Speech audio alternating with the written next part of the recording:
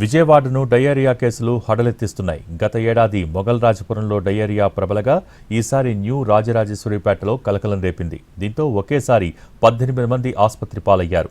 అప్రమత్తమైన అధికార యంత్రాంగం న్యూ రాజరాజేశ్వరిపేటకు చేరుకుని యుద్ధ ప్రాతిపదికన సహాయక చర్యలు మొదలుపెట్టింది. విజయవాడ కొత్త రాజరాజేశ్వరిపేటలో డయేరియా విజృంభిస్తోంది. పదుల సంఖ్యలో బాధితులకు ఆసుపత్రుల్లో చికిత్స అందిస్తున్నారు. నీళ్లు తాగిన తర్వాతే తమకు వాంతులు విరేచనాలు ప్రారంభమయ్యాయని బాధితులు తెలిపారు. వీరందరికీ న్యూ రాజరాజేశ్వరిపేటలోనే ఒక ప్రభుత్వ పాఠశాలలో మెడికల్ క్యాంపు నిర్వహిస్తున్నారు. అయితే వైద్యులు మాత్రం శాంపిల్స్ పంపించామని, రిపోర్టులు వస్తేనే ఒక నిర్ధారణకు రాగలమని అంటున్నారు. మధ్యాహ్నం నుంచి విరేచనాలు అండి, దగ్గర 18-20 విరేచనాల దాకా అయినాయండి. ప్రైవేట్గా ఆర్ఎంపీ డాక్టర్ దగ్గర చూపించుకున్నాము. 3500 అయినాయి, తగ్గలేదు. మధ్యాహ్నం నుంచి వాడు వెళ్తే మాత్రం 8 అయినాయి. తట్టుకోలేక ఈ సార్లు అందరూ వచ్చి మా ఇంటి దగ్గరికి వచ్చారు. మా 2 మనవరాళ్ళు ఉన్నారు. ఇద్దరికి సీరియస్గా ఉంటే గవర్నమెంట్ హాస్పిటల్ జాయిన్ చేశాము. మధ్యాహ్నం నుంచి నా కూతురు కూడా బాగోలేదు. న్యూ రాజరాజేశ్వరిపేటలో పరిస్థితి అదుపులోనే ఉందంటున్నారు ఎన్టీఆర్ జిల్లా కలెక్టర్ లక్ష్మీషా. ప్రతి బాధితుడికి సరైన వైద్యం అందిస్తున్నామని చెబుతున్నారు. పూర్తి వైద్య సేవలు అందుబాటులో ఉన్నాయని, నీటి సరఫరా విషయంలోనూ చర్యలు తీసుకుంటున్నామని తెలిపారు.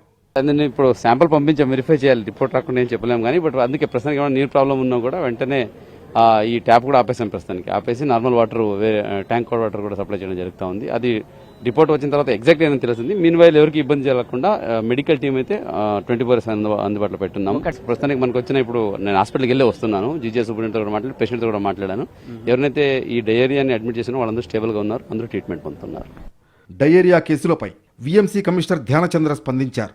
ప్రాథమికంగా నీరు కలుషితం కాలేదని తేలిందన్న ధ్యానచంద్ర, అయినప్పటికీ ల్యాబ్ టెస్టుకు పంపించామని అన్నారు. సో ఆ ఆస్పెక్ట్స్ కూడా లేకుండా ఇదే వాటర్, ఫుడ్ అనేది మనము డిస్కస్ చేయకుండా ఇవి అసలు వచ్చిన పేషెంట్స్కి అసలు ఏం సమస్య ఉంది, డిఎంహెచ్ఓ గారు కూడా స్పెషల్ టీం కూడా పెట్టారు. కాబట్టి నిజమైన కారణం ఏంటి, ఇది ఎస్కలేట్ అవ్వకుండా ఏం చేయవచ్చు దానిపైన ఖచ్చితంగా చర్యలు తీసుకుంటారు. డయేరియా కేసులు ఇంకా పెరుగుతుండడం స్థానికంగా ఆందోళన వెల్లువెత్తుతోంది. ఇలాంటి ఘటనలు పునరావృతం కాకుండా తగిన చర్యలు తీసుకోవాలని కోరుతున్నారు స్థానికులు.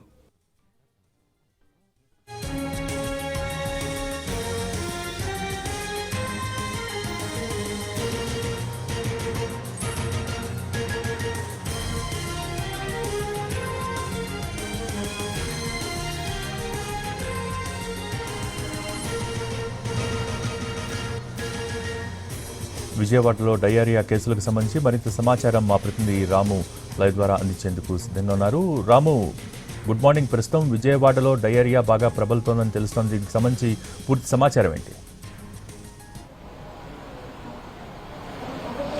భోగి, ఇప్పటిదాకా అయితే మాత్రం నిన్న సాయంత్రం వరకు 23 కేసులు, ఆ తర్వాత కూడా వచ్చిన కేసులు కలుపుకుని మొత్తం 38 కేసులు అయితే మాత్రం ప్రస్తుతం ప్రభుత్వ ఆసుపత్రుల్లో చికిత్స పొందుతున్నటువంటి పరిస్థితి అయితే ఉంది. అలాగే ఇంకొక పక్కన 20 మందిని ఇప్పటికే డిశ్చార్జ్ చేశారు.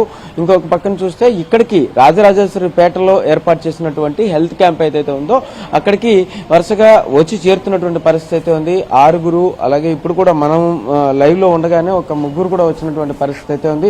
అయితే ఇక్కడ అందరికీ కూడా కంటిన్యూస్ గా ట్రీట్మెంట్ అయితే అందిస్తున్నారు. అలాగే ఇంకొక పక్కన మున్సిపల్ సిబ్బంది కూడా మొత్తం 10 టీంలుగా స్థానికంగా కూడా వెళ్లి సర్వే చేస్తున్నటువంటి పరిస్థితి అయితే ఉంది. ఒక ఏఎన్ఎం అలాగే ఒక ఆశా వర్కర్ ఉండి అక్కడ ఏం జరుగుతుంది ఏంటి అనే అంశం మీద కూడా సర్వే చేస్తున్నటువంటి పరిస్థితి అయితే ఉంది. ఇక్కడ రోగి తాలూకా బంధువులు ఉన్నారు, ఒకసారి మాట్లాడించే ప్రయత్నం చేద్దాం. మేడం, చెప్పండి, ఎట్లాంటి పరిస్థితుల్లో తీసుకొచ్చి ఇక్కడ అడ్మిట్ చేశారు? రాత్రి నుంచి వాంతులండి, విరేచనాలు, ఏమీ తినలే. అలా ఫ్యామిలీ అంతా హాస్పిటల్లోనే ఉన్నారు. బెంగెట్టుకుని టెన్షన్లోని గ్యాస్ వచ్చేసింది. సో వాళ్ళందరికీ ఎలాంటి కండిషన్లో హాస్పిటల్? ఒకళ్ళు 2 పెద్ద గవర్నమెంట్ హాస్పిటల్లో ఉన్నారండి. ఇక్కడ బస్ స్టాండ్ కాడ 2 పిల్లలు ఉన్నారండి. మొత్తానికి ప్రభుత్వ ఆసుపత్రుల్లో అయితే ఖచ్చితంగా జాయిన్ అవుతుందని అంటున్నారు. ఎలాంటి పరిస్థితుల్లో అంటే యాక్చువల్గా ఏదైనా వాటర్ తాగడం వల్ల లేదా తినడం వల్ల దేని వల్ల వచ్చిందండి? కాదండి, 2 రోజులు మట్టి అన్నం తిరుగు పిల్లల హాస్పిటల్లో ఉన్నారు. దానివల్ల కొంచెం ఎందువల్ల వాటర్ చేంజింగ్ వల్ల దేనివల్ల తెలియదు. మళ్ళీ మిల్టర్ వాటర్ తెచ్చి కాసి చల్లారి పెట్టుకుని తాగుతారు. దేనికి వచ్చిందేమో మొత్తం 5 హాస్పిటల్లోనే ఉన్నాం.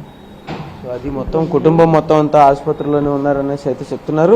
అమ్మ చెప్పండి, ఎటువంటి కండిషన్లో ఆసుపత్రిలో అడ్మిట్ అయ్యారు? మోషన్స్ అండి, బాగా విపరీతమైన మోషన్స్ అవుతుంది. నిన్న మధ్యాహ్నం నుంచి అవుతుంది.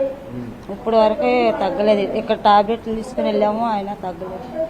అంటే ఏమైనా వాటర్ నీళ్లు తాగడం వల్లనే అంటున్నారు. మరి ఎర్రగా వస్తున్నాయి నీళ్లు. మరి ఏమన్నారు అధికారులు, ఏం చెప్తున్నారు దాని గురించి? దాని గురించి తెలియదు అనుకుంటున్నాను. సో అది పరిస్థితి. ఖచ్చితంగా అయితే నీళ్లు ఎర్రగా వస్తున్నాయని అయితే క్లెయిమ్ చేస్తున్నటువంటి పరిస్థితి అయితే ఉంది. అలాగే ఇక్కడైతే కంటిన్యూస్ గా ఇక్కడ ఉన్నటువంటి పరిస్థితిని అయితే అందరూ కూడా పరిశీలిస్తున్నటువంటి పరిస్థితి అయితే ఉంది. ఇక్కడ డిఎంహెచ్ఓ సుహాసిని గారు ఉన్నారు, ఆవిడతో ఒకసారి మాట్లాడించే ప్రయత్నించారు. మేడం చెప్పండి, మొత్తం ఎన్ని కేసులు వచ్చాయి, ఎలాంటి ట్రీట్మెంట్ అంత?